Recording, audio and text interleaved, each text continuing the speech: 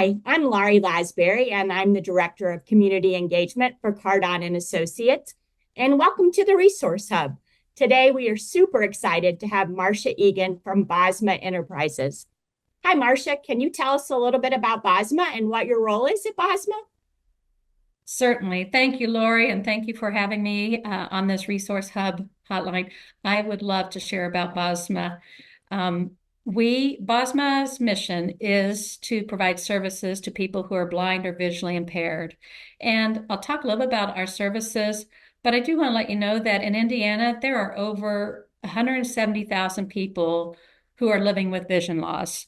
And it is expected that by 2050, that number is going to double nationwide. And so it's our aging population that continues to deal with vision loss. So Bosma offers a variety of services to people who are blind or visually impaired. It goes from our center-based services to our community-based services to even our employment services. So no matter where you are in your journey with your vision loss, we are there to provide hope and resources to keep you moving forward. And so I thought I'd touch a little bit about some of the more common vision impairments that people may face, especially as we're looking at older adults. And the most common you may have heard of is age-related macular degeneration. And that is a condition where the central part of your vision, the macula, which is part of the retina, starts to just disappear. And so it's like closing an eye and holding your finger up over it, and all of a sudden I can't see faces anymore. And we hear that a lot with many of our older adults that we serve. And so we also look at people who face glaucoma, which again is one of the leading causes of vision loss in older adults, especially those over 60. And it is so important. That's why we encourage people to always work with their eye care professional, because it's about your eye care health. And so with glaucoma, what you may find is complete opposite. It's like I have no peripheral vision. I'm looking through a straw or a tunnel. And so it makes viewing things very difficult, and I'm scanning so much more. And then some of the other common vision impairments that we see from many of our clients is, of course, cataracts, which we know is just wears down over time. And there are times when you could have lenses replaced, cataract surgeries that can be beneficial. But diabetes is another leading cause of vision loss. So it's diabetic retinopathy. So again, maintaining health is so important. We encourage people to, again, think about those things. For somebody with diabetic retinopathy, if you imagine a piece of lace or lace curtain and looking through it as it's blowing, you just see parts of it is there, parts of it are missing. I'm just not sure.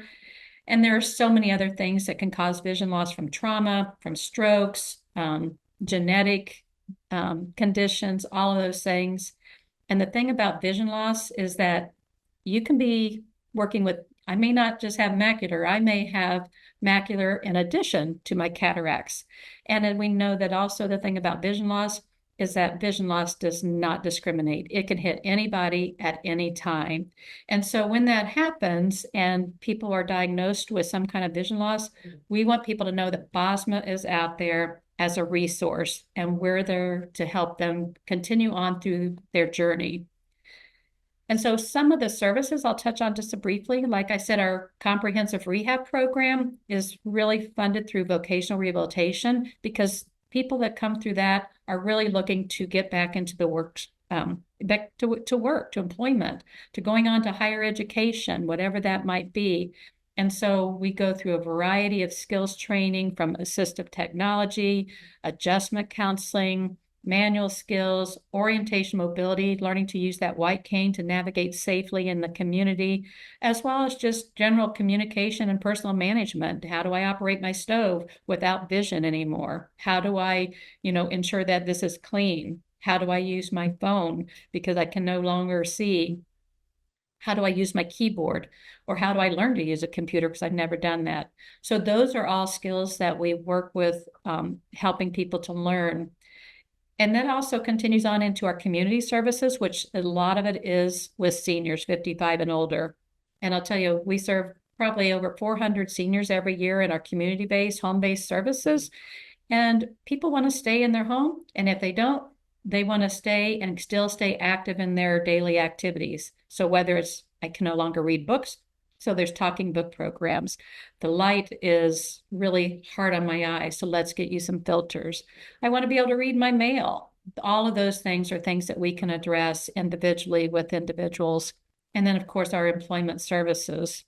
So it's a very individualized approach to our services because everybody's goals can be very different of what I want to do and where I am in my life and my activities.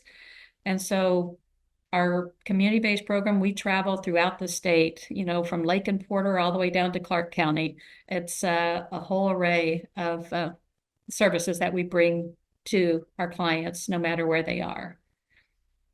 And so a couple of things I thought might share also is when people are struggling with vision loss, we want to provide them with some tips and tricks that may help them along the way. So things like contrast. You think about contrast, everything is kind of white or light colored, or we match things. And we encourage people to think about change out that receptacle plate, change out that light plate to a dark color if your wall is light colored. Use contrast to your benefit if you have some vision and you can see the difference there. We also look at a lot of tactile techniques.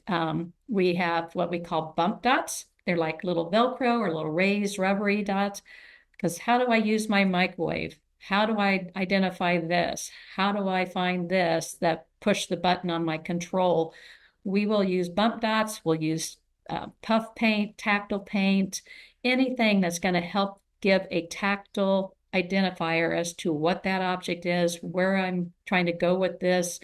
I don't know how many times you're pushing on a remote and it's like record. It's like, nope, didn't want to record that. So we'll put a dot of maybe fingernail polish or puff paint to say, here's the button you should push for on off. Here's a different control. Even identifying your clothing when I can't see colors anymore. How do you identify those? We go through strategies to find something that's going to work for that individual because there's a number of labeling techniques that can be used. So again, we find what's going to work best for them. But the other things that people think about is a magnifier. I want to be able to read my mail, or I want to be able to, read a little bit of this book, or I want to be able to make sure if I'm living independently, how I make sure I'm getting my right medication, not taking the wrong one. So we go through a lot of training on medication administration. We have talking scales, we have talking blood pressure cuffs, we have, talking clinical thermometers, all of those things that can help somebody be a little bit more independent and control of their daily activities. Even a talking clock that says, I don't know what time it is, so I'm just going to push this button and voila, I know what time it is. So we really are working individually with everybody, whether it's through our rehab program or in the community, to really help them connect with, the tools and the techniques and the skills that they need to continue that, productive life that they want to continue on.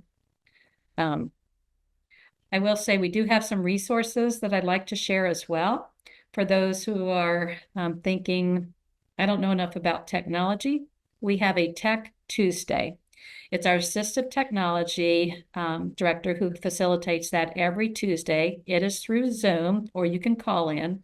And he kind of has a topic of conversation around maybe popular apps to go through, or maybe on screen readers, on JAWS, on computers. So he has a particular topic to share with everybody, and then it goes into a question answer for those who just may need a refresher on something going on with their phone, their computer, their tablet, whatever that might be.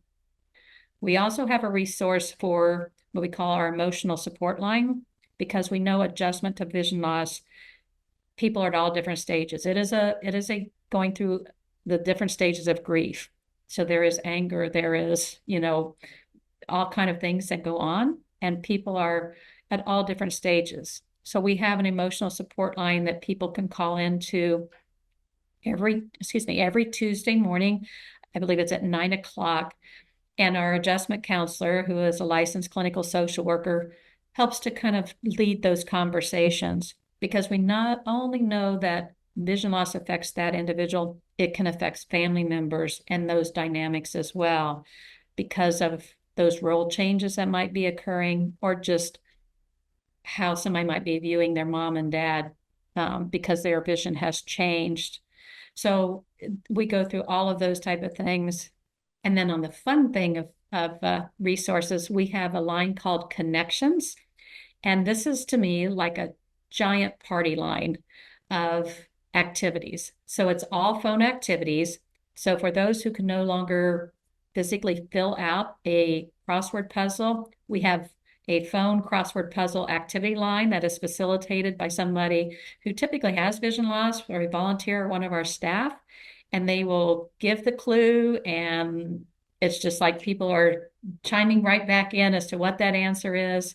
We have trivia, Jeopardy, there's a book club. So there's different ways when many of our older adults especially are looking for ways to connect with others. This connections line gives them that opportunity to stay engaged in activities, as well as, talk with others who are going through similar situations. So Bosma and Whole is a nonprofit, 501c3 company, but we provide services every year to probably over 900 individuals who are at all different stages of vision loss, and helping them to continue to move forward toward their life goals and, achieving that level of independence that they want to in their daily activities. So that's a quick synopsis of some conditions to be aware of with vision, as well as some of the services that we provide. That was just a wealth of information, Marsha. You were fabulous. I have a couple follow-up questions for you.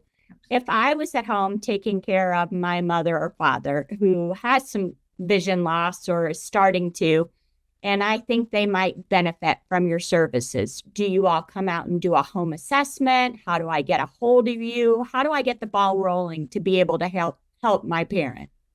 Absolutely. Great question. You should call Bosma, and you can call the 888-567-3422 number and let them know you're interested in services. Is one of the great ways to get started. Our services typically will start with a little bit of an over phone assessment and information gathering through our intake process. So we gather some basic data because we need to know where we're going and who we're talking with. Are there other medical conditions, living? Because we are a nonprofit, there is some demographic information that we will ask because it's what our funders require for us to kind of report back on.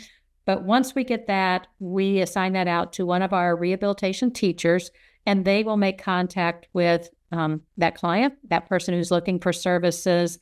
And sometimes we start that over the phone just to kind of get to know them, kind of get to know what their challenges are. Maybe we can identify a couple of adaptive aids for them right there. And then we schedule an in-home visit so that we can do further assessment and training on those techniques and adaptive aids. We also welcome family members or friends to be present during any of those if that client is willing to have that person present, because that paired and kind of support that goes along with that person learning can be very beneficial as well, so that there's some backup support to carry through that learning. Thank you. That's really helpful to know what next steps are if you are somebody going through that at home. I just can't thank you enough for joining us. Like, you've been a wealth of information, and I'm sure there are going to be some families who really appreciate the information you just gave. So thank you so much for joining us, Marsha. You're welcome. Thank you for having me, and I look forward to answering any questions that come through. So thank you again for the opportunity.